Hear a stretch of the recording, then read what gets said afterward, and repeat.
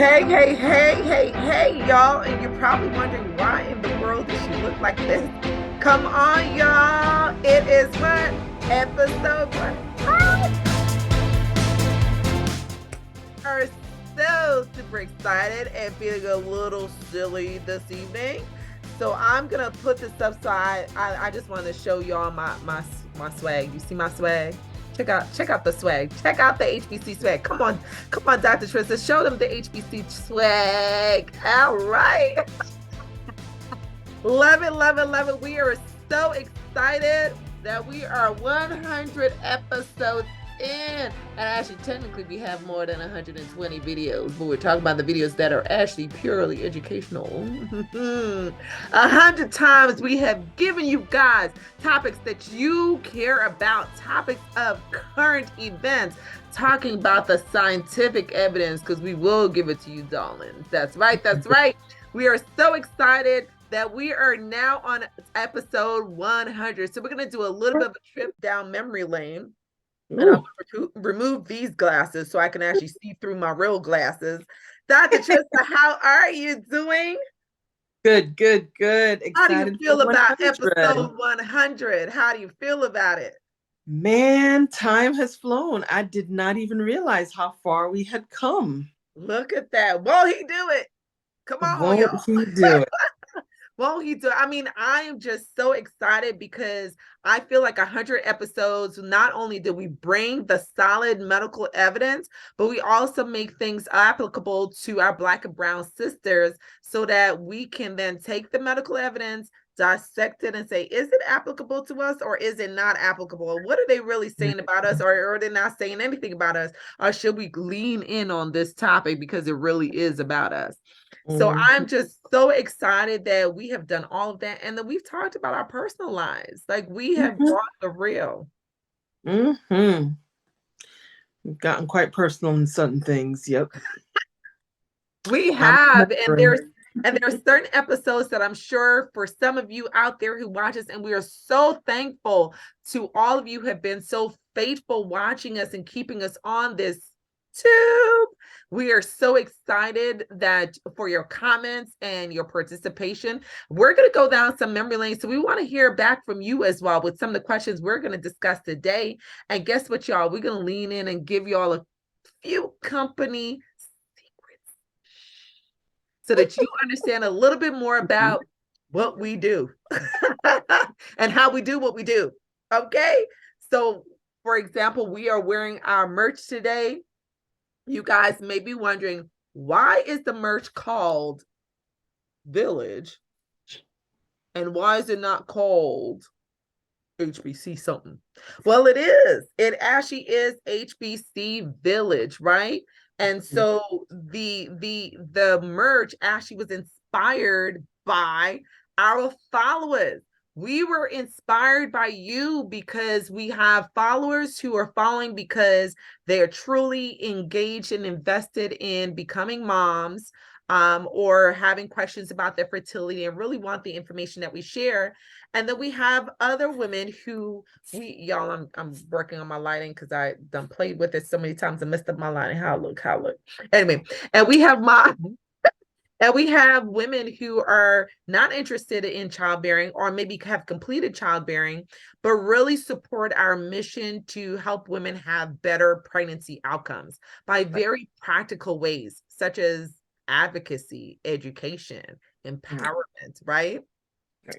And so we call you guys the village because it really does take a village to help each other out. And we love the fact that we come together on this platform and we're able to share ideas and share experiences and share information based on our expertise for those of us who are clinicians and who are experts in experiences, right? Sometimes you don't need to be a clinician to be an expert in an experience. And so it allows us to come together as a village.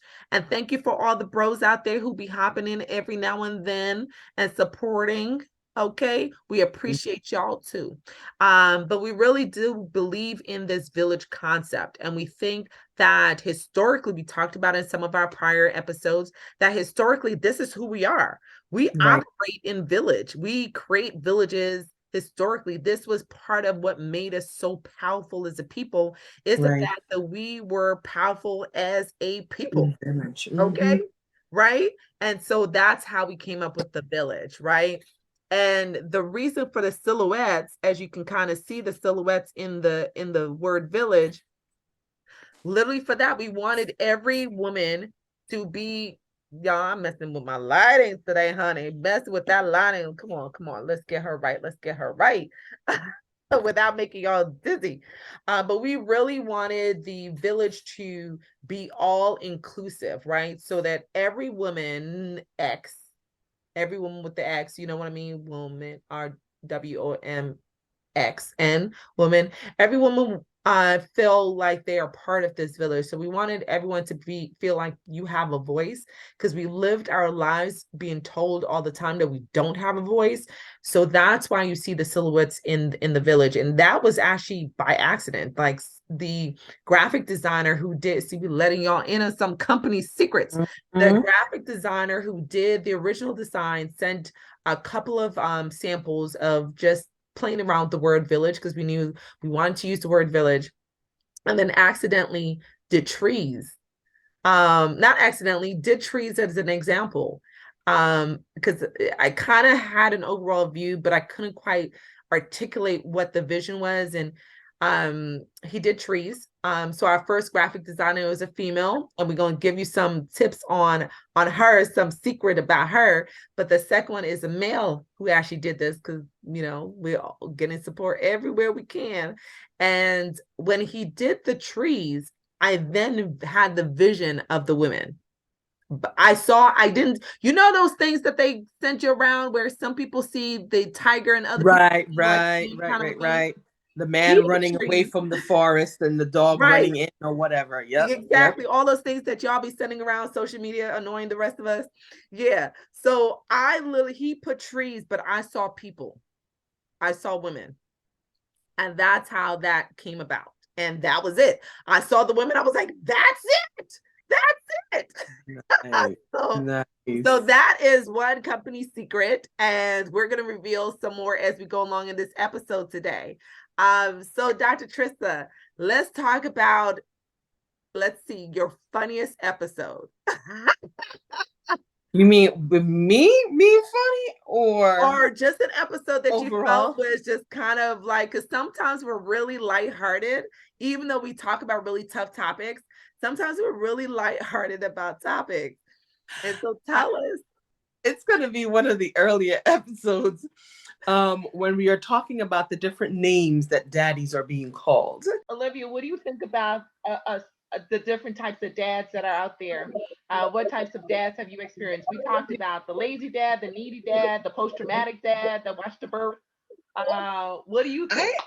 The ones that have been pivotal in my life have been like the bonus dads, the uncles who act like dads, the grandfathers who act like dads, because let me tell you, I have been blessed in my life, and my two children have been blessed.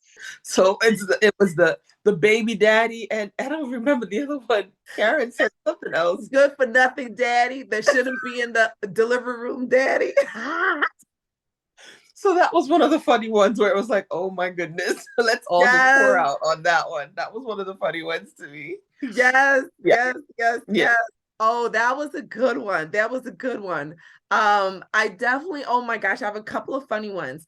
So I like the funny one. I like the art, a funny moment. I'll say a funny moment for, and shout out to all the foundational panelists. Shout out to Chastity. Shout out to Olivia. Shout out to Karen. I feel like my grandmother never remembered names, and I feel like I'm emerging into who she was. So don't take offense by it. It is my genetics, right? Or my great grandmother. She used to call all the different names. I used to be like, well, she can't remember nobody's names. And apparently, neither can you. Here you have it. Okay. So yeah, shout out to Karen, and shout out to Eunice. And shout out to, did I miss anyone? And then for all our pop-ups regulars, so shout out to Tiffany, who be popping in and dropping her bombs. Okay, shout out to the psychologist, Dr. Elaine Richardson. Shout out to Dr. Black, who be laying, they be laying. Dr. Black. Okay. Listen, shout out to Kendra, our psychotherapist. Come on, shout out to Janae. Shout out to our moms, Bree, who came on the platform, laid it out. Shout out to Dr. Charles, who came out, and we call him Chuck. We call him all sorts of names, but he came and represented the male perspective. And so we just appreciate every panelist who have been here, who started the groundwork, who continued the groundwork, who did get these all of it handling, gave us their expertise and left it on the panel. And we love it. We love it. But we had this one panel where at the end of the panel discussion, we were talking about favorite movies. And y'all try to play me out. Y'all try to play me out when I mentioned what my favorite movie was. And if you remember what my favorite movie was, tag below. But all I have to say, it was an unpopular suggestion, but it's still one of my favorite movies. I'm just that type of chick. I'm just saying.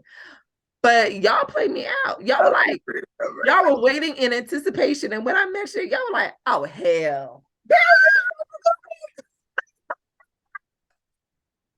Oh, hell. That was the response I got. I was a little sensitive at that time. I felt a little, a little ways about the response I got. Okay, so I'm going to share with you my second favorite movie. Or I may have to move it up because y'all be shading me about my choices. Okay? But my second favorite movie is a movie with Morgan Freeman. It is a good one. It is a mighty good one, isn't it? And it's an escape in a way. Okay. Shawshank Redemption. Yes, it is. I hope y'all don't shade me about this one. Okay. That is a top movie for me. Okay. So we've had also some really deep discussions, man. Yeah. Some deep discussions. Okay. And sometimes I will say I'm very surprised about some of the things y'all be sharing. Folks have gotten transparent. But y'all be even like, I know stuff about our panelists because I know y'all. Some of y'all, like Dr. Trista, I've known for the majority of my life. That's another what's that? Company secret. And so I know all the ins and outs, or a lot of things, but sometimes I don't even expect that y'all are gonna share things. So when y'all share stuff, I mean, y'all know I don't mind talking about my business, but when y'all share stuff, like, we going there, huh? Yeah. There's been some, like, I was like surprised and not in awe, but like I was so proud that you were willing to even talk about your own egg retrieval. Like, that's very transparent. Like, I know you. The world doesn't know you that way, That's true. True. So it's kind of like, oh, that is awesome. Because you know what? There may be so many other women who are concerned, not sure what the options are, don't know what they should do, would feel away, like, why would I, so it's like sharing your own story. It gives them a permission to even think about that, and I think that's a big deal. So that's so interesting. Kudos and thank you. I mean, I'm really touched that you said that, because I will say it really was a process for me. I remember when I was going through it, I actually didn't share it initially, because I guess, when you're starting a process like that and you don't quite know what the outcome's going to be, you don't really want to it's kind of the same mindset. Now I truly understand why women are like, I don't want to share my pregnancy until I'm a certain point. And that point is oftentimes past the first trimester, because they feel like, ooh, I'm out of that danger zone. And so now I share it. And I now kind of understand that mindset. It's certainly not the same thing in comparison, but I understand the mindset of not wanting to disappoint people with your outcome. And it's not that your family members and your friends don't support you and they ain't got your back, because they do. They like truly like a village. But sometimes you feel like, because you still have to deal with the emotion for yourself, that sometimes you don't necessarily feel like you can handle somebody else's emotion. Right. And That's exactly it. It becomes hard enough for you dealing and processing your stuff that you don't. And as a mom who did not share until after and I mean, I had people calling me out, and if I could have avoided it, I avoided it by all costs, right? Would avoid it all the way to the third trimester and be like, girl. I actually had a coworker who did it. She was able to hide it. She was like way in, but she had been having trouble, and she'd been having to do the weekly injections of progesterone and had a history of like, I didn't blame her. And so when I turned around and told her at like 6 weeks, she's like, girl, you should have waited till you were 5 months. And when I saw her the next time, she goes, oh no, you couldn't wait. Couldn't wait. I mean, it's something, and so it took time for me to share with my family members. And I will say, though, it really makes a difference if you're going through any type of IVF procedure or ART process, either because you are using it as a preventative measure or you're using it as a treatment measure. I will definitely say that, and I'm gonna think about whether or not I'm post one of my pictures of one of my containers, but those containers were filled with needles. Okay. And, I give injections. Well, actually, no, I don't actually give the injections. I prescribe them. But my staff we give injections all the time, whether it's vaccines or medications. And I have patients who, I feel like that process made me understand patients who have to inject insulin. Mm-hmm. Because even though it's a lot of injections back to back and continuously, and you have the emotions of the hope and the process of hoping and what's going to happen. And, my ovaries was kind of like, I think I can. That was my ovaries, like my right one. She was like, I think I can. So it was a much longer process than we anticipated. And my doctor, when she pulled the trigger, no pun intended, there's a trigger. When she pulled the trigger, we weren't quite sure what we were gonna find, because that right over, she was like, I don't quite know if I can make him, but I'm trying. Okay. And so in the process of it all, when you're kind of just doing all these injections back to back, there was a point where there was an emotional hump for me. And I think the emotional hump came when I was ready, when I thought I was ready. I had the timeline to go through very well, explain the timeline, what to expect. And I got to that end point, and I was able to kind of pump myself through that end point. And when I got to that end point, what I thought was going to be the end point for the retrieval, where she would pull the trigger, and the trigger wasn't pulled, and she was like, oh, we're going to keep going. That was an emotional hump for me. Like, that was really, really, and that's where I would definitely say, this is not in hindsight, this is a process. Even though I struggled with the sharing and not wanting to disappoint people or have to deal with somebody else's grief. I felt that there was a moment where I could have used a support of a man in particular, like a man in particularly, to have that type of support, that type of intimate support, because it's such an intimate process. I mean, girlfriends are great and family's great, but folks are at a distance in their own homes, in their own lives. I felt like having an intimate partner in that process would have made such a difference. Now, granted, I didn't have the emotional lability that some of my friends had. I'm not going to call them out, but not everybody I know was emotionally good. So perhaps if I was emotionally a hot mess, I may have just been fine, but being by myself. But I did not have that type of I'm not trying to deal with you. Okay?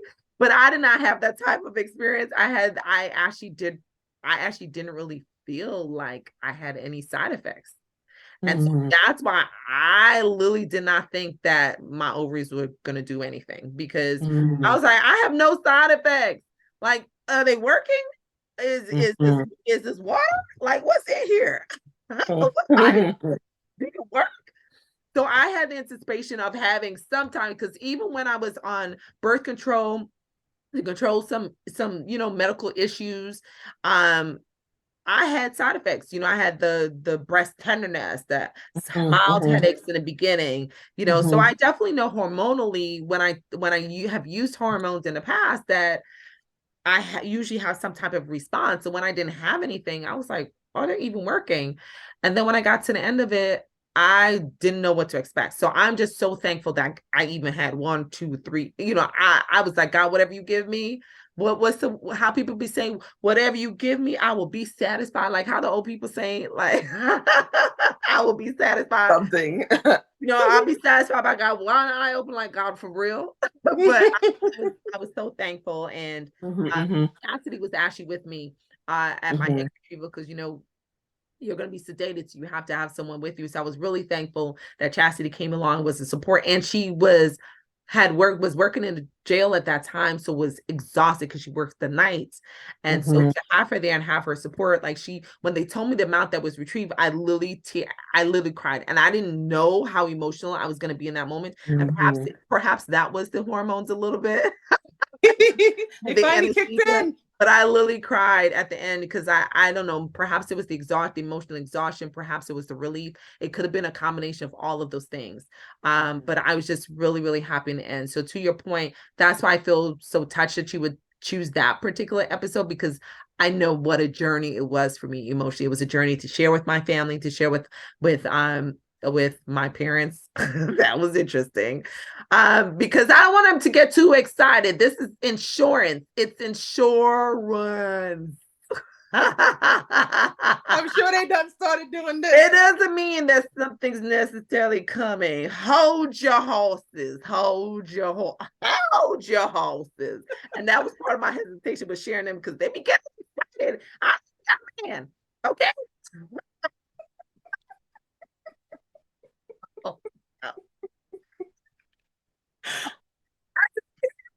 What I mean by this is why I'm doing it. Hold on to hope. Hold on.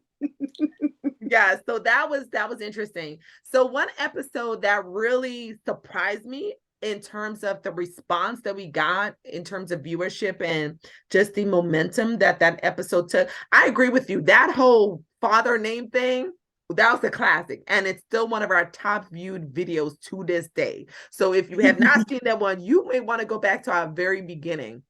This episode was hilarious. Like, yes, dudes, we talked about y'all fathers out there. We talked about y'all.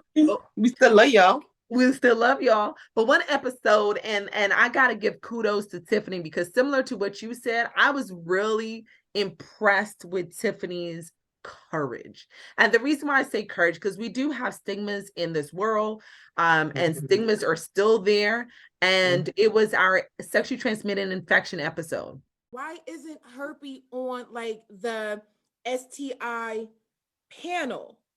Because when I heard a doctor say, because it's so not necessarily common. Well, because no, it is. That's so common, and there's different forms. Like everybody might have it and it's lying dormant. I don't know, but it's not on an regular STI panel. So glad you said that, Chastity. So this is why I have these conversations with my ladies, because oftentimes their partner will say, I have nothing, I've been tested, I'm negative. But what they don't actually ask is to see the results. And it's not a matter of trust. It's a matter of being informed as to what your partner really was tested for. And a very important episode, not only because I know as a clinician how important it is to get this type of awareness out there, but as a clinician, I also know the stigma that comes with STIs and the hesitation of people to share their experiences. And so to watch Tiffany with her courage as a single woman, so it's not like she's in a long-term relationship where she's like, oh, I'm set, we're cool, we have our understanding, and this is how we flow. I think it brings a different dynamic as a single woman to then share that you have an STI, because of all the stigmatism that comes with it, and because of all the fear that comes with it. And she shared her STI, and if you want to know what it is, I encourage you to go back and watch that episode, because there's so much facts that we laid down in that episode. Listen, and because as we shared on our Instagram, which is why you should follow us on Instagram too, as we shared on Instagram, which is not on YouTube. We shared also that the rates post-pandemic, the rates of certain sexually transmitted infections have been rising. And to the point where areas such as San Francisco are now reporting for the first time an increase in HIV. Y'all, Right, we were heading right, towards HIV, zero goal for HIV, and right. now we're starting to see rises. Like, I know it was rough, but come on, y'all. We gotta still remember. We gotta still remember. And there's even concerns about less common STIs, less familiar, less well-known STIs also starting to make a resurgence. And we have increased levels of congenital syphilis. Y'all put a condom on it.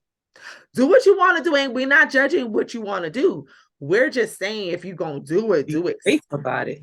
Think about it, because your life, STIs, even though gonorrhea and chlamydia are treatable, they can still affect your fertility. You can still get very seriously ill. You can still get tubal ovarian abscesses and end up in the hospital with a really bad chlamydia, because sometimes you won't necessarily have symptoms. And if you're not getting screened regularly, so that's another recommendation. And then if you really are out in the street like that, we gonna recommend that you consider HIV prophylaxis. Protect your life. The options are out there. The safety is out there. Make good decisions. That's our PSA for today. That's right. But but I definitely want to say, like, Tiffany, she encouraged me in such amazing levels, because I know what courage that takes to do that. And courage with her sharing her own story about abuse, about being raped. I mean, she is just a phenomenal woman, just absolutely phenomenal, sharing about her mental health disorders as a result of her childhood rape. First time I got medication and even seen for all of the trauma that I had experienced was when I was 16. I took a whole bottle of pills that I could find, and stomach pumped. And she speaks so eloquently and so relatable about those experiences. So if you have not watched it, go back and watch our suicide episode. We talked about, that's where she shared some of her past childhood trauma. And also go back and watch our STI video, because we laid down some facts, and apparently that resonated with people, because it's still to this day one of our top viewership video outside of our shorts. Our shorts are our shorts, but in terms of our panel discussion, it's still one of our highly rated views. Yeah. What's a memorable moment for you? Man, those are real hard. A memorable moment. I mean, it's hard because we've had so many, right? Yeah, I definitely would think one of the most passionate topics for me, where I even, as I watched the video, I was like, girl, like, that's a sensitive topic for you. Like, sometimes these panel discussions, you're revealing stuff, and you can tell when your voice starts going up and you start speaking real fast, or that's me, how you can tell I get passionate. I get fast and loud. Okay. And that topic about maternal mortality. Oh my gosh. Even as I think about it now, I can feel the passion that I had during that panel discussion about it. So yes, in the other generations to come, we can make a difference to try to break these cycles of these endpoints of diabetes and all the chronic diseases. But right now we have a population that's unhealthy. And right now we need to deal with that. And somehow we need to all come together to work on this, because now we're chasing women in that direction. Then they're running in that direction. Then they're running back over there. They don't know who to trust, and everybody's all over the place. And that's not the way it works. The whole point is for us to work together. I completely co-sign what you guys said. I think this is completely psychological. It is messing with Black women, and it is working. And that's the problem. Because you know how many messages I get all the time about from my friends to my patients who are absolutely terrified. Heartbreaking, Yeah. girl. Heartbreaking. Yeah. I have these conversations with my best friends who are Black, and they're older, they're over 35. And now that they're in a position financially, they're more secure. Now they want to have kids, recently got married, and now they're scared to get pregnant because they're afraid. They're older. They don't know what's going to happen. They're afraid that they might end up developing, some kind of complication because they're 37, 38, and they're Black. And it's sad. I'll even tell you, I don't even want any more kids. I don't. I'm 36 and I don't want more kids because I'm scared. I had issues at 30. So I don't But want that's kids very now. valid, because the mortality rate is significantly higher for 40-year-olds and older. It's 75.5 per 100,000 live births. Whereas if you're 25 years or less than 25 years, it's 12 Listen, in 100,000 births. So that's valid. I feel like they lied to us. I feel like I told you, I've been telling you this now that I'm older. I feel like they lied to us and we took the okey doke. We should have had babies younger. They lied to us. They were like, you don't want to be losers. You want to go to Listen. school. You want to have a career. You want to do this with your Listen. life and then have your kids later. Nah, we should have stuck to our old indigenous traditional ways.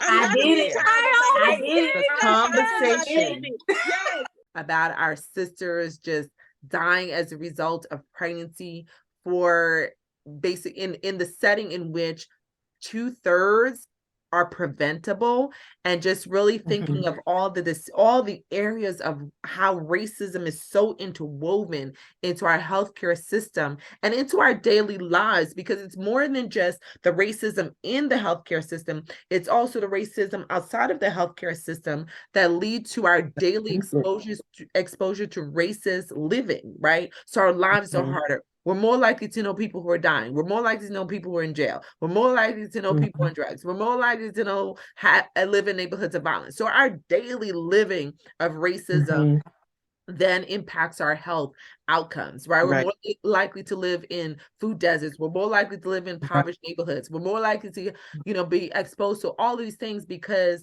on a daily basis, we're stressed the hell out. Okay, we're stressed out on a daily basis. And then you want us to go to work and perform. Yep. Where we're also being stressed. Right. And then at where work, we're also being overlooked. Exactly. And at where work, we're we have also the being other group. expected to. Right. Go through it, Dr. T. Let them know what we be experiencing in the work. See, I can't even talk now because now y'all got me passionate. I told y'all I get fast, I get loud. Right. Explain the microaggressions. The microaggressions you're gonna have in there, the outright aggressions you're gonna have in there, the outright disrespect that you can get sometimes in the workplace, depending on who you are. The fact that sometimes now, and even just the simple things, like you're talking about it, and it's like the simple things, like if it is that you need the help, like for people who are on services, you can't do but certain things, because if you try to do too much of a thing to get yourself off services, then they cut your services, and it's like, well, I can't get ahead, but you're going to penalize me for staying here. Like, damned if I do, damned if I don't. So what are you supposed to do? It just becomes layers upon layers upon layers upon layers.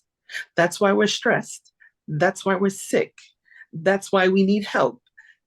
And it makes it worse because we don't always get the help we need. That part. Okay. And as we know, stress is pro-inflammatory, and the baseline for most, if not all conditions, is pro-inflammatory process, right? And so if you're more likely to be stressed out, we know that Black women have a higher rate of preterm deliveries because we stressed out. Our body is like, you can't sustain life right now because I got to protect you because you stressed out. Okay.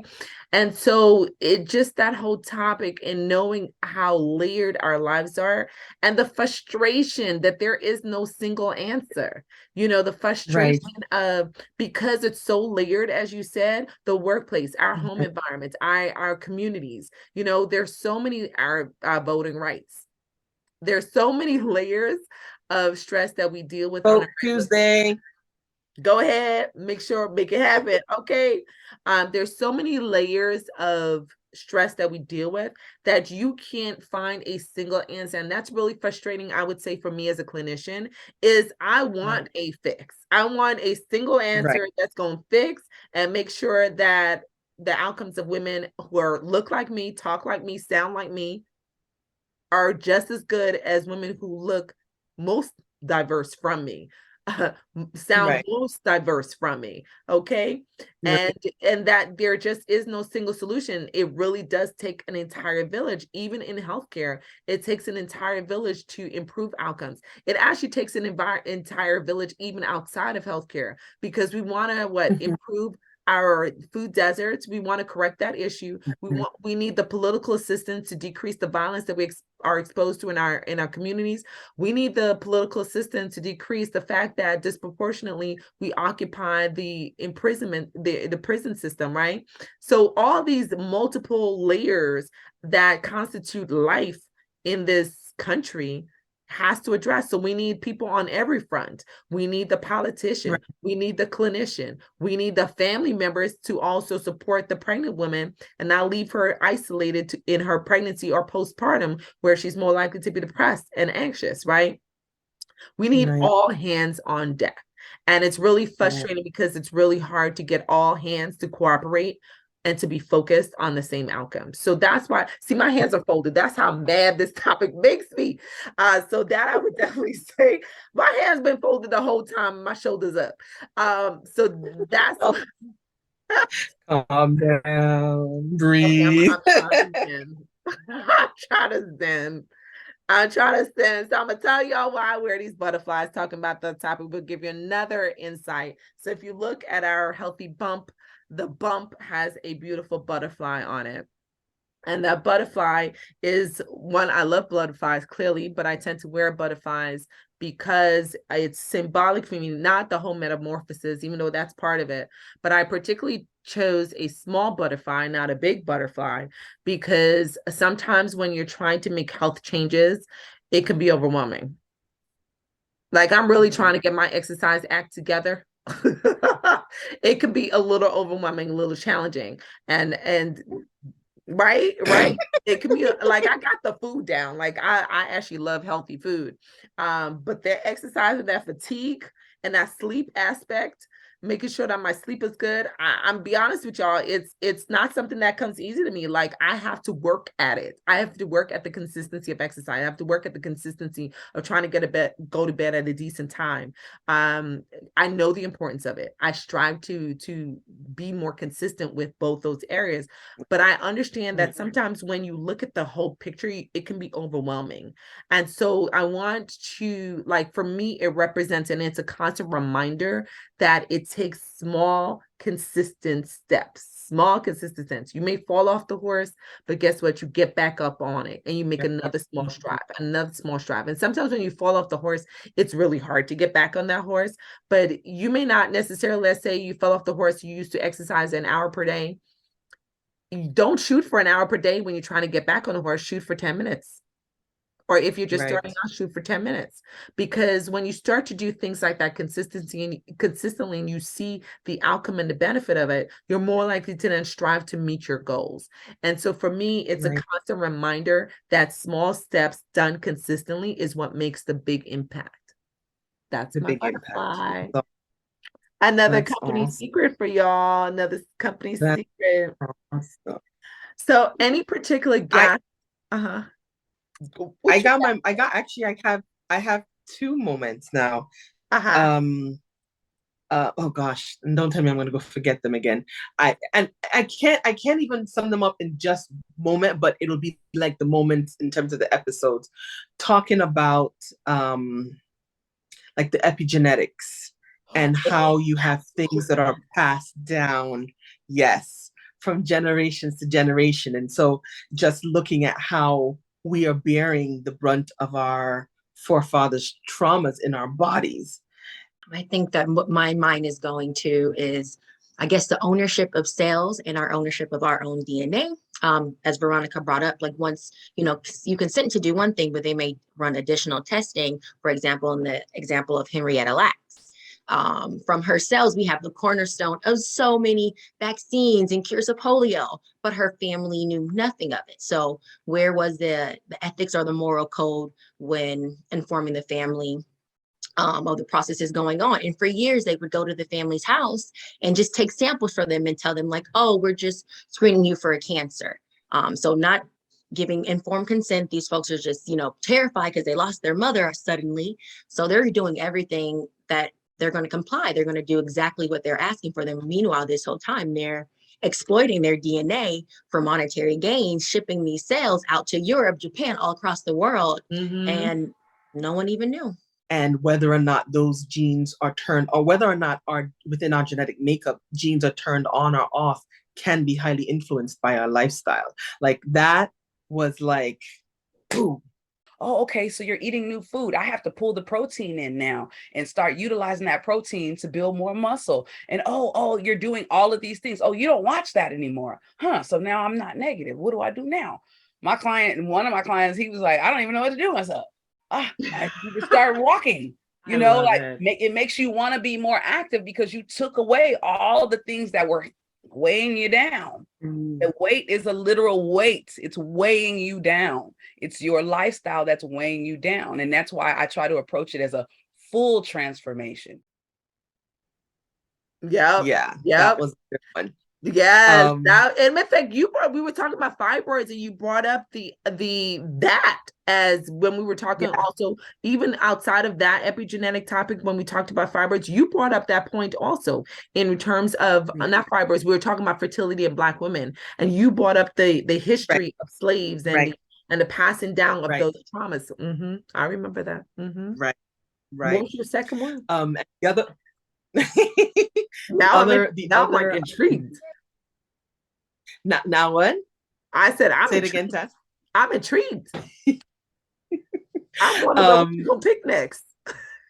No, the other one is when we were talking about, and like we said, we don't want to say curses, breaking of the generational habits. If we just become curious about who we are and start here first, and really understand that we are a sum of our experiences. Right? So that we tend to, that are coming down the line, but we are not, like, just in the past couple days, like, no, actually it's earlier today, I had a patient that was talking about the fact that, she thinks there may be like a gastro issue in her family because like her great grandma had issues with going to the bathroom, and this other person had cancer, and that person had this and that, the other, the next. And I had to point out to her, I say, there's certain things that may truly be genetics, because I think she's potentially dealing with something that looks like a pelvic organ prolapse. And she's almost trying to make it sound like that is a genetic thing. And I'm like, there's some things that come from genes and genetics, but there are also some things that come from lifestyle. But we have to think about who introduces us to the lifestyle we're in. Like the habits that you have now are coming mostly from your childhood. You may tweak them as you get older, but who tells you what to do? Or whose lifestyle are you following? So it's like, it may seem like it's genetic, but it's more like genetic lifestyle and not truly in the DNA. So that's another thing that I remember us talking about, and it just kind of triggers back to me every once in a while. Our lifestyle is highly important for the kind of outcomes we want to see or don't want to see, which can be even more important. Yes. So that was a good one. That was a bomb drop moment. Dr. Tristan, some folks may be listening to you and going, what is pelvic organ prolapse? Ooh, get me started. What that means if you is can that give them some insight on what you mean by that. A pelvic organ prolapse is when the things that are supposed to be housed inside of your pelvis, mainly your colon, your rectum, your uterus, your bladder, and urethra, when they're no longer staying in their place and trying to occupy the space in the vaginal wall. And what that means is they're now coming in and sometimes down. So you feel pressure, you feel bulging, you feel a lot of discomfort when you are going to the bathroom, if you're really forcing and bearing down to go. So that is what a pelvic organ prolapse is. Historically, it's called things in the medical terms like a rectocele or cystocele. So you may hear some of these terms as well. I think there's been a bit of a move away from those words, but not necessarily consistent across the board. So another thing you might hear is anterior wall weakness, anterior vaginal wall weakness, or posterior vaginal wall weakness, or something along those lines. See, look at that. We were gonna have a casual conversation. We're always ready to what? Drop some knowledge bombs. Love it, love it, love it. Thank you for explaining that, Dr. Trista. And as you were mentioning that topic about when we talked about generational habits and breaking it, I remember one thing that really like blew my mind. Dr. Black, this is for you. Okay. I remember two things. There were actually two things. That girl, that listen, lady, man. We to have Dr. Black back on, okay? Yep. Because she literally like Dr. Black, we waiting. We waiting. Literally like took my life. It was like, I'm gonna hand it to you on a platter, okay? So that comment where she mentioned about the hoarding and that hoarding can represent a traumatic response. Oh my gosh. And some people, when they think of hoarding, they think of the excessive hoarding that we see on some of the channels, the Discovery type channels. We're not talking about that. We're talking about those of you who got more toilet paper in your cupboard than you really need. For like even for a natural disaster, you got way more. Like you have enough toilet paper to help your whole community out in a natural disaster. That is the type of excessive storage that Dr. Black talked about, and she talked about the link between the trauma and the need of feeling that you always have enough because you've never had enough. Okay. So that topic right there, that I remember, I was like, oh, wait, oh, she's all up in my house, in my cupboards. I need to sit on her couch. My goodness. Listen. And then the second thing that she talked about that blew my mind was when she talked about the polyamorous type relationship. We're talking about all the variety of relationships, the triples and the open relationships. Talked about polyamory, and she mentioned, and we were talking about trust, right? But seeking relationship in the future, I think it's always a good time to check in and really kind of reflect on what have your relationships looked like from your parents, from your siblings, right? Even from authority, right? Because if you have some conflict with, authority, then you're going to probably have a conflict with commitment and coming home and answering to your wife, right? Oh, that's so deep. Yeah. Well, two things she mentioned about trust. Wow, what? Oh my gosh, I took some notes, y'all. When she talked about how early we form trust and we learn trust habits. Yes. Right? That was really important for me as a clinician, because bonding, I mentioned for y'all. Yes, I remember mentioning for you guys that bonding for me is a vital sign postpartum. So I asked women about their bonding with their kids, because I know if they're not feeling like they're bonding, there may be postpartum depression, anxiety, and other traumatic issues going on, right? So that surprised me. But the other part that surprised me was she was like, well, in those relationships, they tend to have more trust. What? But a monogamous relationship? What? Maybe I'm a little old school. But I just assumed that maybe, and clearly it was an assumption because I clearly made up out of myself, that either they were the same, or that I would have ordinarily leaned towards monogamy as being more of a trustworthy relationship, not really understanding the dynamics of these, other variety of situationships. Situationships is a great way to put it. Great. So that definitely was kind of like blow your mind emoji, blow your mind emoji, blow your mind emoji. That was me. Yes, was me I agree. I agree. That was me. My episode. And sometimes Dr. Black, we want you to come back. Yes. I don't even know what it is that we have to say, but she finds the things to just enlighten us all. So we need you back. Yes. And matter of fact, I do have a topic already in mind that I'm going to ask her to join us. You're gonna have to see us in 2023 to know what that topic is. Yes, I'm already planning for 2023. What do you think? Absolutely. What do you think? Absolutely. That's how we do it. Absolutely. Onward moving. But there was then sometimes y'all be saying stuff because this is why I really love y'all on these platforms, because There are certain ways that only sisters can say. Hard not to internalize, like, should I show more cleavage? Should I not? Should I be sex? Like, Right. what the hell actually should you do? So, I mean, it's a different, it's a, if you're single, it's a burden. Which brings it full circle, no? Because didn't that book for women so that they could know what to do to get a man, right? And that's been part But of I ain't taking shit from Miss 440. that's listen. No, but that's what I'm saying. That's what I'm saying. Like, There are certain things that only sisters, you don't know, like we have a language that's so colorful and so creative and so like, Yeah. especially like my African folks, like I really feel like y'all are the kings and queens of this. No pun intended, y'all are kings and queens, and we are, hence what we all kings and queens. But y'all have a way of saying things like folks will be able to tell you off poetically, and you don't even know that you're being told off, like that kind of language.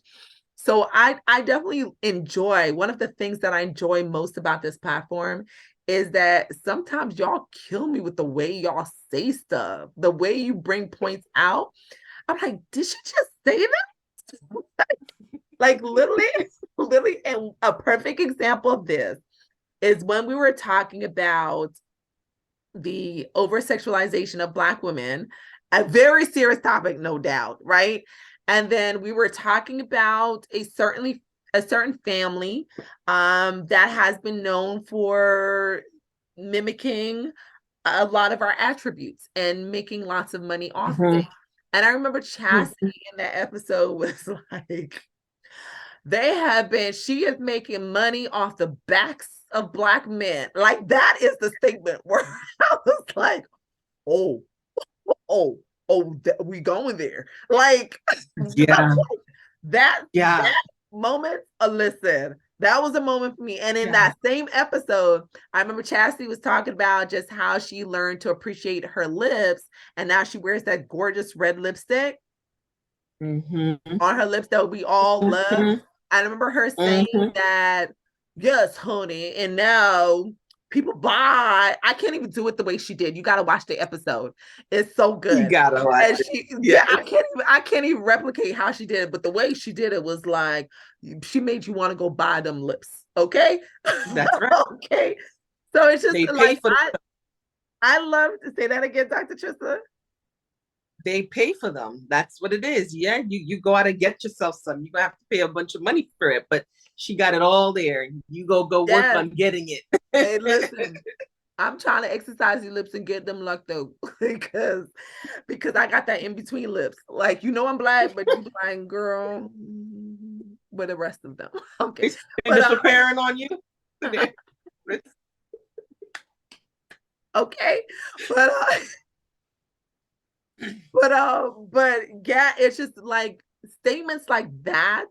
I feel like there's only a certain way that we say that stuff, right? Like there's just like, we just got that flavor. There's that je ne sais quoi, like that extra spice, this extra fire. Only we say stuff like that. Like, and I love that uniqueness about our culture. I love that colorfulness about our culture.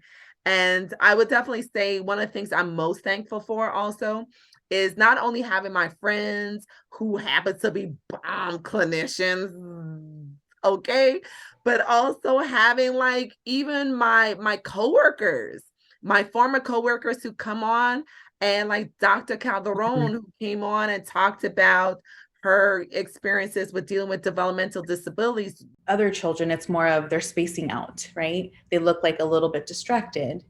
And sometimes like, oh, they're just daydreaming. They're playing, with the butterflies, going around. And also sleep. Sleep is important too. So if a child is having a difficult time with sleep, I think something else might be going on and something to be explored further. Make sure you go watch that episode. And your sister, okay? Yes. Coming on with her fabulous multi-job self, multi-skilled self. Okay. Like, so having Allison on that episode as a mom who's raising a child with a trisomy and has that very intimate experience and have her share that so transparently, that was one of the most I would say powerful episodes. Because again, that whole transparency, there's nothing like being so transparent on a platform that you can be seen by anybody at any point. Not only is it powerful because it takes such courage to share such intimate details about your life, but to do it so selflessly.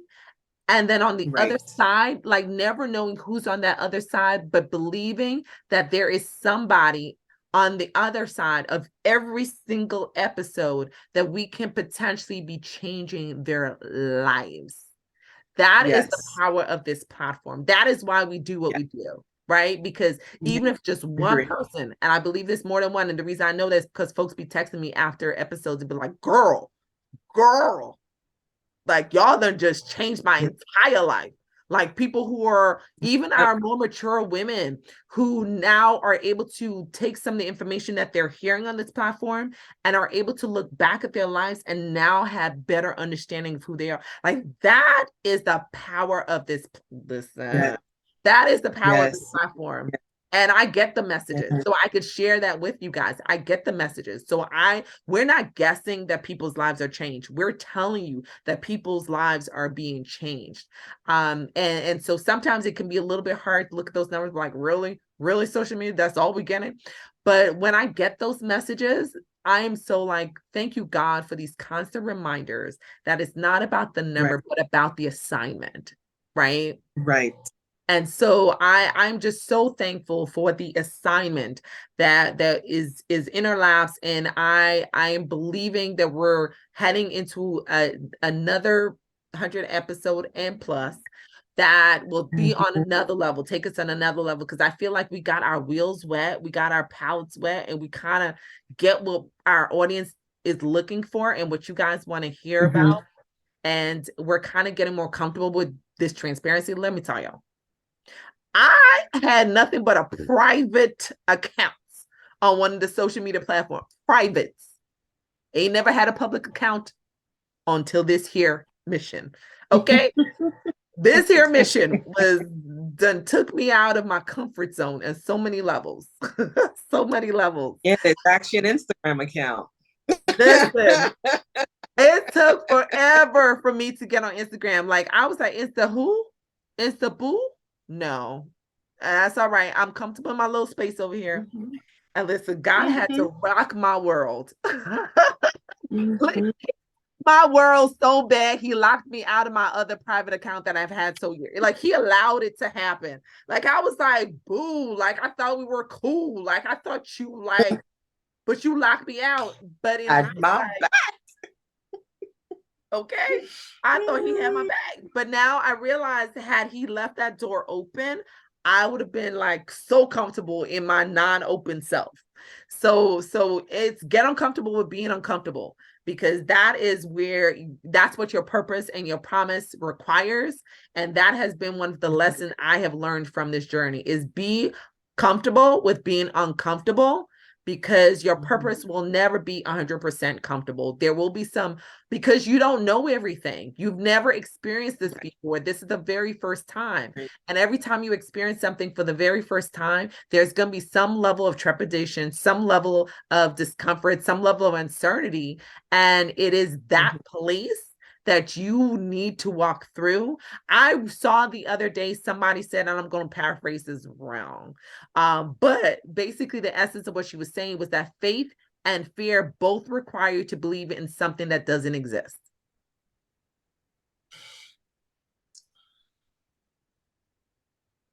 Wow. Both faith and fear, you are believing in something that doesn't exist. One stops you, the other doesn't. But they're both like, your fear is not your reality. And neither is your faith your reality.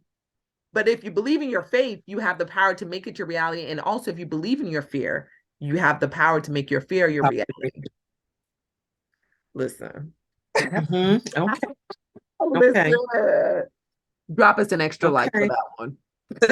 I'm saying we supposed to be recapping. You still dropping bombs up in here. Mom, that's when you know you in your purpose. He just be downloading like mid conversation.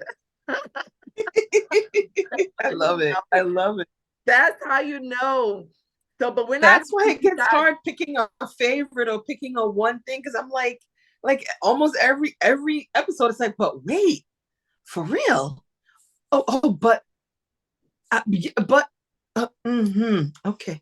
Yes.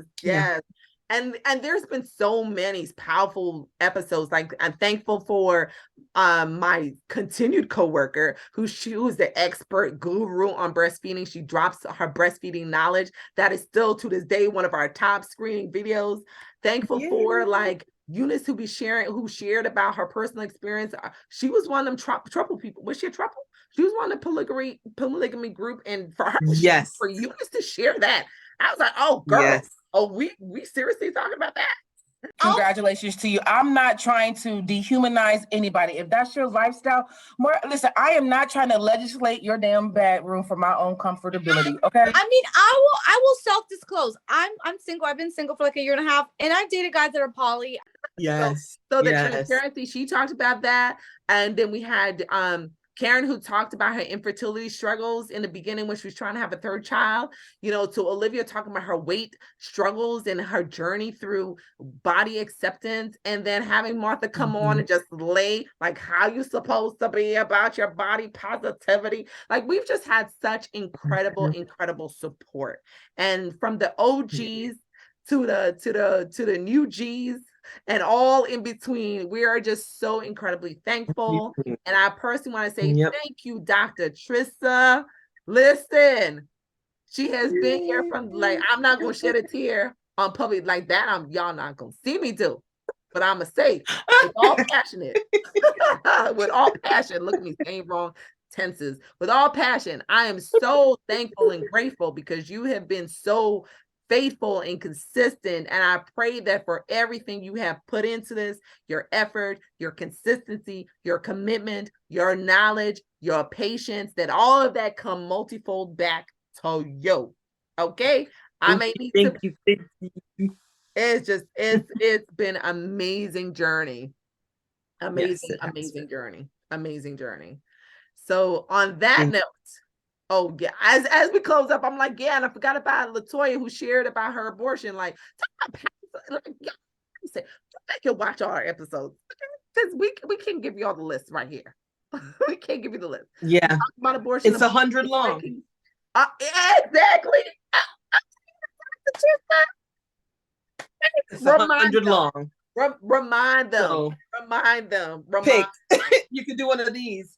Remind them. And you'll get something of knowledge and wisdom and transparency we have shared on this platform. Remind them. And just in case you forgot. And just in case you forgot too.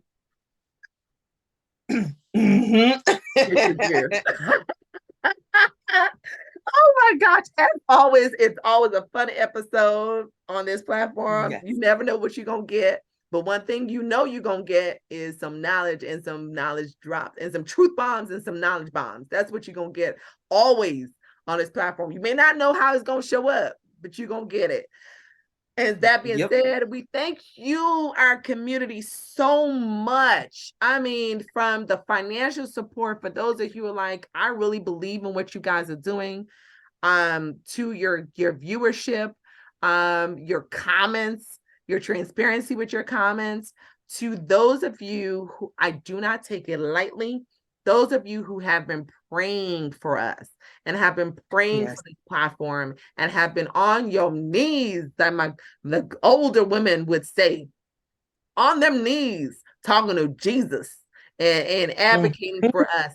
We're so appreciative of however you support us, from our Instagram to our YouTube to in between our webinars when we did that was another powerful, doesn't have anything to do with YouTube. But our webinars, we had some powerful moments in there too. and we're hoping to do more of them in the future. So we are so thankful for all of your support. Thank you for joining us again for another fabulous, wonderful episode of Celebrating 100, our centennial episode. Oh, the blessing that we are expecting to come for. Any last words, Dr. Trissa?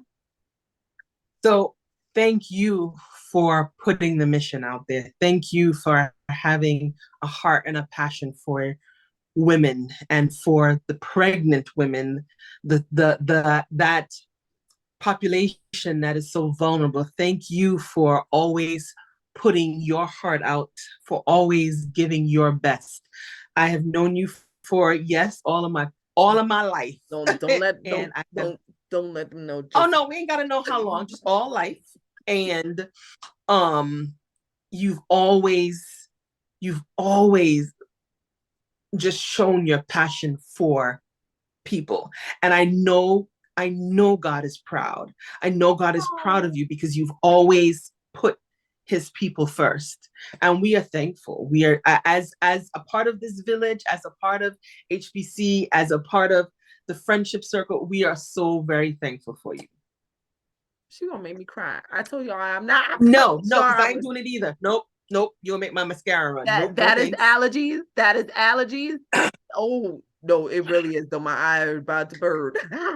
Thank you so much, Dr. Trissa. I mean, those are just the most beautiful words. I'm so touched. I'm so blessed. I remember I was having a thought last night or this morning?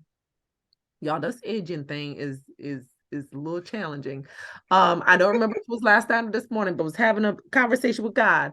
And I remember thinking, what was the last, Jesus, was it last night or this morning? I don't remember. But but I remember having the thoughts. Listen, I'm so glad Jesus understands me because this is how we There you go. This is how we talk.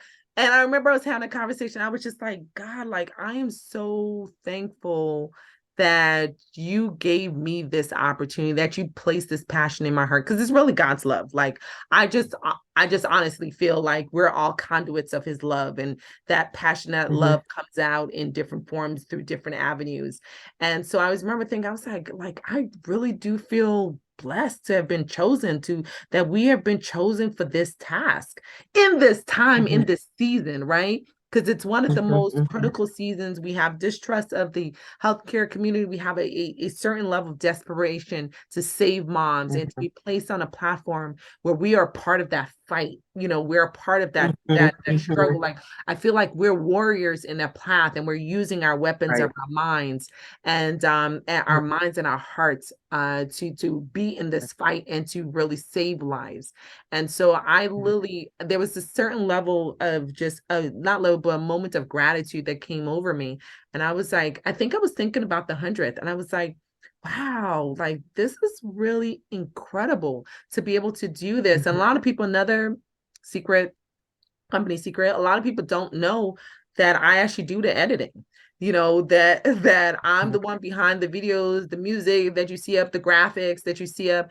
And I had about this much editing skills when we started. Now, some of y'all may try to shade me and be like, girl, you got a lot. I know I got further to go. Okay, pray for me.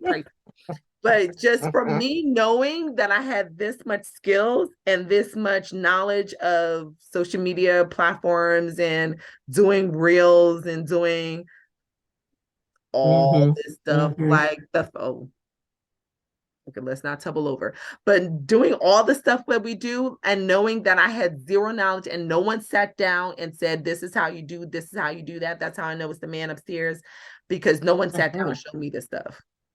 Not one person.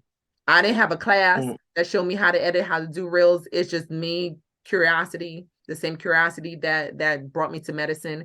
And that's how I know it's the man upstairs, because there's just no explanation why I should have learned and figured out how to do the things that we do. The editing, for the hours of editing that it takes to do our course. I mean, I sat down for weekends And when I say weekends, I don't mean like Mhm. part of a weekend. I mean like the whole weekend.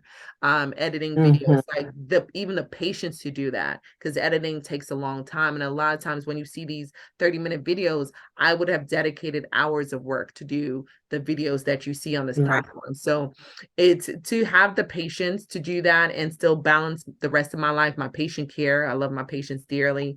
And to be able to feel like I'm fairly caring for them and then fairly dedicating time to this platform is nothing but a tremendous blessing. And I'm so thankful to God for all the skills that he's taught me along the way, all the ooh, that didn't work, and learning from all of these things and then building all these relationships. Like we have grown in so much.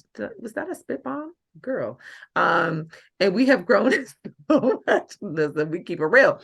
We have grown in so many relationships now that seems to be the second phase that he's taking me through, is now community relationships, and it's just all been a blessing. But we're not going to keep you much longer. Dr. Trista, where can they find you to find out more about this pelvic organ prolapse stuff that you just dropped bombs about? TrissaJob.dpt on Instagram. Awesome. And I am the talkative Dr. T that can't shut up because I'm so excited about how far we've come. I am, as you now officially know, the hand behind the handle of Healthy Bump Club. That's why I say that, is because I'm literally the hand behind the handle of Healthy Bump Club. On Instagram, you find us at healthybump.club. And right here on YouTube, you find all of our 100, and it's technically 100 plus, but 100 panel discussions and educational videos, and plus with all our shorts and promos. You can find all of that and all these topics that we talked about today that you may be like, what are they talking about? Well, I want to find out more. You can go ahead and look at the rest of our videos, check it out, and come back. Because listen, the topic that we have coming up next, listen, Dr. T and I, Dr. Tristan and I, we had an amazing conversation. Y'all are going to want to listen to this one coming up, because chat, we talked about the legal system. It's a hot topic. It's a hot topic. Yeah, it's a topic that touches every life, from celebrities to us non-celebrity folks. Everyday folks. Everyday folks. Yeah, it's a topic you're gonna want to know about. And if you're kind of like, what do they have cooking up next? As I told y'all, I have a bunch of hot topics already ready for 2023 and some panelists that's gonna blow your mind, because we always gonna take it up into another level. But that being said, we thank you guys for watching, and make sure you get what we're just gonna subtly show you. Make sure you and don't look at my boobs, but yes, make sure you check out our merch. And once again, I have messed up my lighting. It's been that kind of an episode. It has been that kind of an episode. Even my computer's like, girl, I need you to chill. And shout out to our personal trainers that be dropping knowledge. If you saw the video, you know what I'm talking about. I seriously messed up my coloring and my video, but it's all good. We love you guys for watching, and we see y'all in next episode.